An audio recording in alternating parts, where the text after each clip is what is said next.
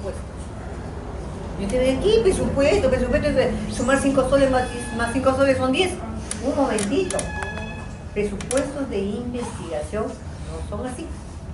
Entonces ahora vamos a entrar en ese aspecto importante. Entonces, ahí quiero entrar.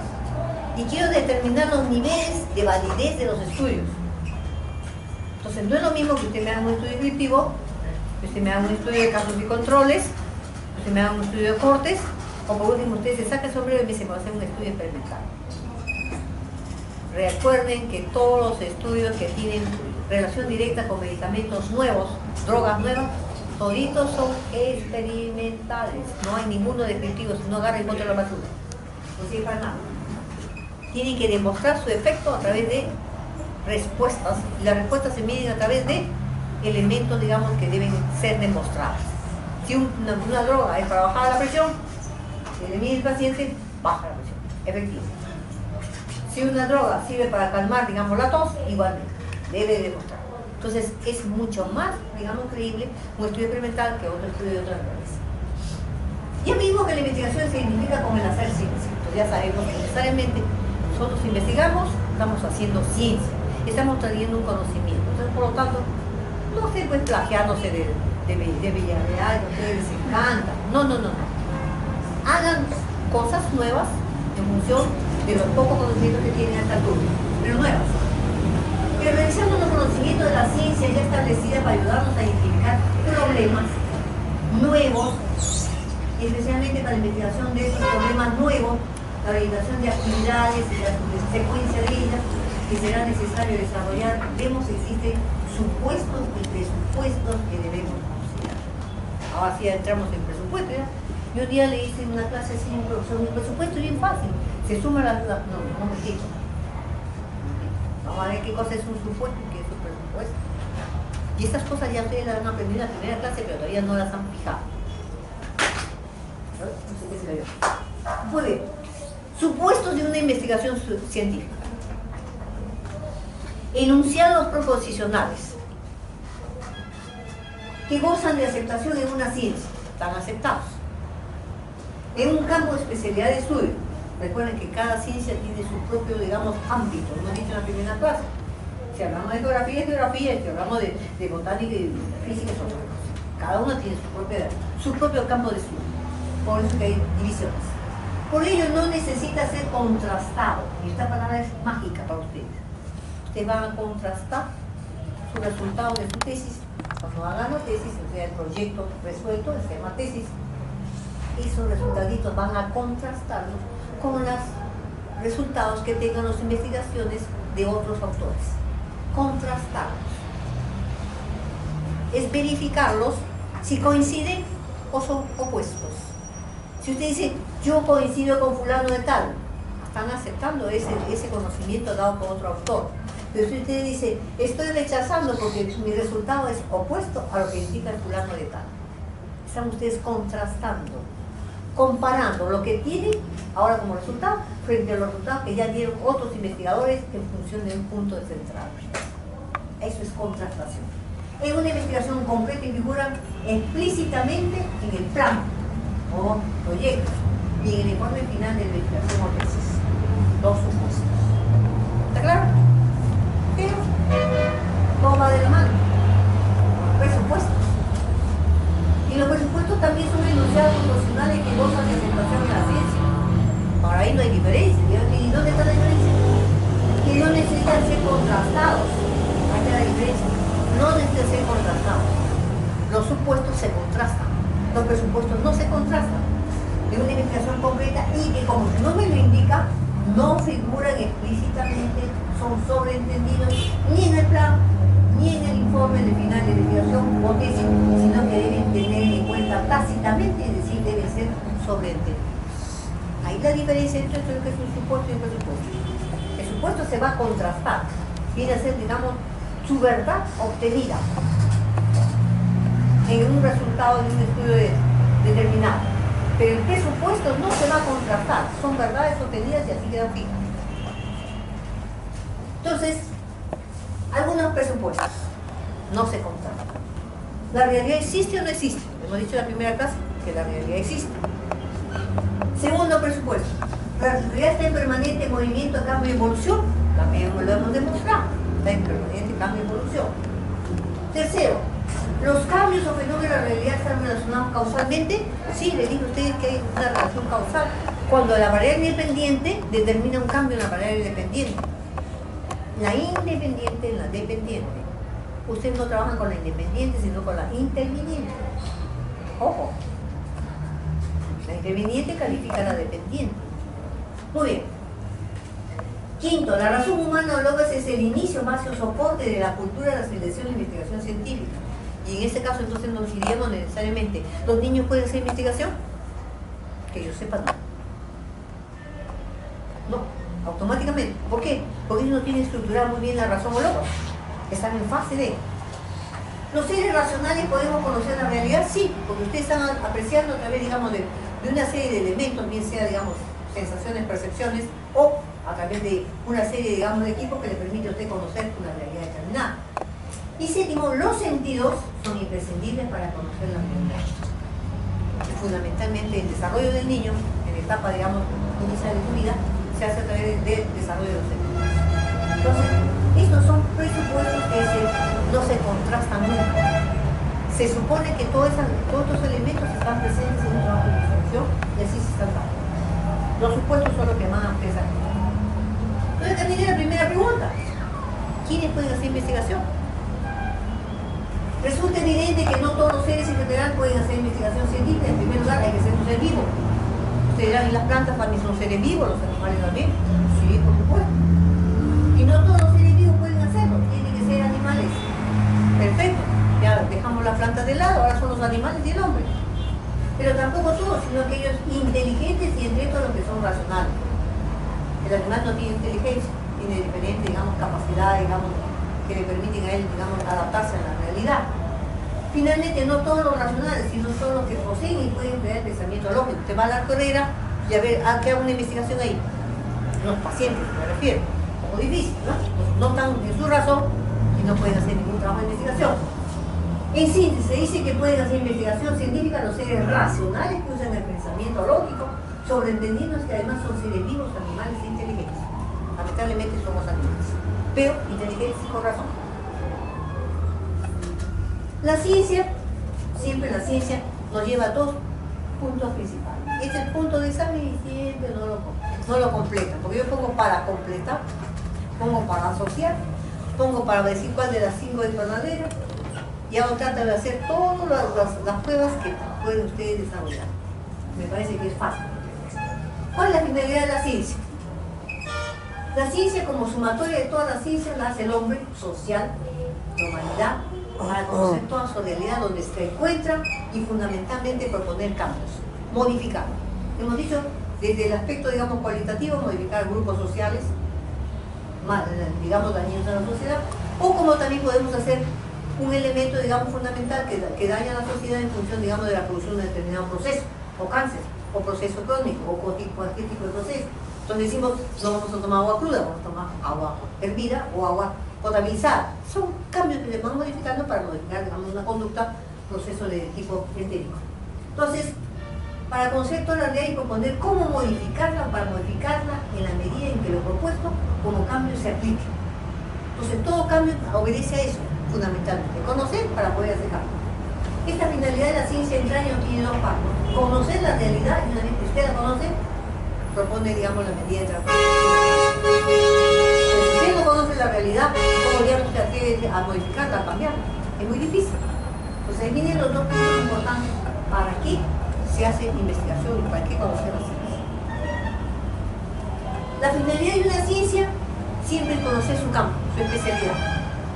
Ustedes van a ser radiólogos, sin embargo, necesariamente, como disciplinas anexas, ustedes van a tener que usar la epidemiología. Les guste o no les guste. Si no, la investigación cae por su peso. Como la investigación, una de sus herramientas importantes es la epidemiología. Y otra herramienta que va de lado, les guste o no les guste, y se peleen ustedes en la estadística. No les gusta, pero ustedes no van a poder investigar. Entonces, cada ciencia pretende conocer su especialidad, no otra cosa. la parte de la realidad que es su campo, su objeto de estudio. Si es ciencia pura o teórica, solo proponen cómo modificarlo. Y si es ciencia aplicada, transformar o modificar su parte de la realidad, su campo, su especialidad. Necesariamente, entonces, no podemos hacer investigación si no conocemos una serie de disciplinas que van de la mano y que fundamentalmente nos llevan, digamos, para poder tener, digamos, un concepto claro y perfecto en función de lo que es investigar. Entonces, el objetivo general, una investigación científica concreta solo pretende investigar un problema nuevo para la ciencia y proponer cómo transformarlo o solucionarlo. Entonces, ¿para qué investigamos? Entender las opciones.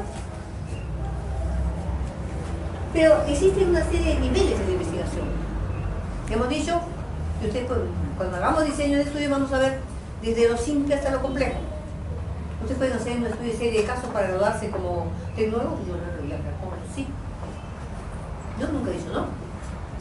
Pero si usted me dice, yo estoy haciendo un estudio de casos para graduarme de grado doctoral, oiga, digo un momentito, por favor. Yo creo que un grado doctoral amerita una cosa más compleja, ¿cierto? Entonces, a medida que uno tiene mayor conocimiento, tiene que hacer también mayor profundidad, mayor, digamos, estudios. Entonces, acá tengo una serie de niveles de estudios de investigación. Existen diferentes tipos de investigación que a partir del quinto nivel, que es el más bajo, va ascendiendo hasta el primer nivel. Entonces, en este cambio de niveles, nosotros vamos a utilizar algunos elementos que pueden ser no causales o causales. No en todos de ellos determinamos la causalidad. Y eso no lo han aprendido ustedes porque no han hecho biología. Entonces, la causalidad viene a ser la relación directa entre un elemento presente que determina el cambio del otro. La variable independiente presente determina el cambio de la variable dependiente. ¿No? Por ejemplo, la obesidad, ¿a qué me lleva? A un problema de diabetes. Una causa, obesidad, determina un efecto. Diabetes. También puede determinar hipertensión. Puede determinar problemas, digamos, de monoartrosis en la rodilla, o sobrepeso. Entonces, esa causa está siempre presente en el individuo, en este caso, y determina una consecuencia. O ustedes que dijeran, exceso de cigarrillos, fumar todos los días, cáncer pulmonar, es una consecuencia. Pero me dirán, pero en algunos no, Como que algunas personas también hacen cáncer pulmonar y jamás en su vida fumaron un cigarrillo. Ahí viene el problema. Entonces, algunos pueden ser no causales o causales, y para desarrollar conviene más un tipo u otro de análisis predominante implementando con el otro. Entonces, de acuerdo al tipo de estudio que hemos visto, que son cuantitativas y cualitativas, el predominio de una o de la otra determina el nivel. Por ejemplo, pueden ser predominantemente cuantitativas, pero con calificaciones e interpretaciones cualitativas, o por el contrario, predominantemente cualitativas, pero siempre que sea con posibles precisiones cuantitativas, porque todo análisis es mixto. Entonces, ahí tenemos, digamos, el primer nivel, exploratorio. Este primer nivel, perdón, este es el nivel, el quinto nivel, es el nivel más elemental. Son, digamos, estudios que nacen en función, digamos, de observaciones que realmente, digamos, pueden ser productos de una, digamos, experiencia profesional. Determino a veces una determinadas condiciones y, por lo general, no son causales. El tipo de análisis predominante en ellas es el cualitativo, sobre fuentes biogeográficas teóricas, pero puede haber referencias a datos con precisiones cuantitativas.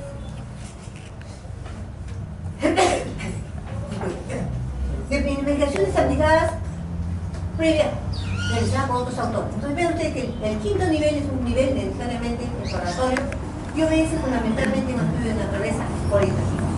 Acá lo tiene mucho, digamos. El segundo nivel. El segundo nivel es una investigación de tipo descriptivo. Un estudio descriptivo necesariamente van a haber tres elementos fundamentales: tiempo, espacio y persona. Son tres variables que van a estar siempre presentes. Por ejemplo, estas investigaciones se ubican en el cuarto nivel. Responden a la pregunta: ¿cómo es la realidad que es objeto de investigación? ¿Cómo es la realidad? No son causales, no hay problema. Y su tipo de análisis predominantemente cualitativo sobre la base de fuentes documentales. Entonces tiene necesariamente que buscar historias clínicas que son fuentes documentales. Cuando una investigación es solo descriptiva y luego no va a ser complementada con explicaciones o predicciones, recibe el nombre de monografía. Y a ustedes les encanta hacer monografías porque ustedes se van, buscan textos, sacan una serie, digamos, de de opiniones respecto a los autores y elabora un determinado, digamos, trabajo. Eso se llama monografía. Pero la monografía no es un trabajo de investigación dentro del punto de vista de investigación formal, sino es un resumen de autores que nos llevan, digamos, a determinados conceptos propios de ellos. Entonces la monografía, ya que solo se limita al estudio. Entonces bien claro está dado, el estudio descriptivo es una monografía. Pero, si nosotros ya buscamos asociación entre un elemento y otro, correlacionar una causa, un elemento presente con otro que también está presente, son investigaciones de tipo correlacionales. Por ejemplo, nos gustaría a nosotros ver, digamos, en un asentamiento humano que ha mejorado, digamos, su nivel socioeconómico, ver, digamos, la correlación entre peso y talla. El peso y la talla van de la mano. Los niños que tienen mala nutrición automáticamente tienen baja estatura. Entonces, eso, probamos si es cierto o no es cierto. Es una correlación. Entonces, aquí la investigación correlativa pertenece también al cuarto nivel. No son causales. Y su tipo de análisis es predominantemente cuantitativo, peso y talla. Pero con calificaciones e interpretaciones cualitativas. Luego de pensar cuál es la alimentación predominante de este grupo de niños que han sido estudios. Sobre una mutua relación para saber cómo se puede comportar una variable, conocer el comportamiento de la otra variable correlacionada cuantitativamente, aunque la interpretación cualitativa también es importante. Entonces aquí podemos decir, peso y talla van a ir de la mano, fundamentalmente, en función del tipo de alimentación predominante. Esta es una edulcoración, es una hipótesis, una presunción que yo estoy elaborando en función de lo que estoy observando. Puede ser que no sea verdad, y a veces, muchas veces encuentro tres niños que tienen 1,80 m. Entonces, me pregunto y digo, ¿cuál es la explicación? Sin embargo, fundamentalmente, las investigaciones más complejas son las explicativas. Y aquí necesariamente, así como tienen ustedes mayor complejidad, también van a tener ustedes algunos requisitos importantes. En primer lugar, el tipo de muestreo. En segundo lugar, el tipo de análisis estadístico. En tercer lugar, la selección de los sujetos. Entonces, como que a medida que vamos haciendo más complejidad en el tipo de nivel, también tenemos de la mano, paralelamente, otros requisitos que cumplir bajo las instancias del método científico. Y decimos, estas investigaciones al caso en tercer nivel responden a la pregunta ¿por qué? Y cuando yo digo el por qué, automáticamente estoy hablando de variables dependientes, independientes, intervinientes. Entonces aquí son necesariamente factores causales. Son causales, porque estoy haciendo referencia a los tres tipos de variables. Entonces, ya que plantean hipótesis explicativas que mediante el cruce o relación de variables, primero de la del problema, variable dependiente, con la de la realidad, variable interviniente, y luego con la del marco referencial, variables independientes, plantean propuestas de explicación a través de una causa que deberían luego ser acá no es contratada, sino contrastada. Falta una S, la corrigen, por favor. Entonces, está claro que es un nivel el por qué. Cada vez que yo me pregunto el por qué suceden estas cosas, es una relación causal. Mientras yo no me pregunte eso, no tiene ningún tipo, digamos, de problema. Generalmente dijimos que la investigación observa, describe, explica, analiza y predice. Muy bien, lo estamos prediciendo. Este nivel necesariamente también pertenece al tercer nivel, pero es predictiva o experimental, ¿no? Entonces, obligatoriamente implica que ya se sepa cómo es la realidad. Por eso es un experimento, ¿no? Obligatoriamente implica que se sepa cómo es la realidad objeto de investigación y por qué es así y responden a la pregunta. Si la realidad es así, por estas razones o causas, y si hago este cambio, ¿qué pasará? Entonces aquí estamos fundamentalmente en el juego.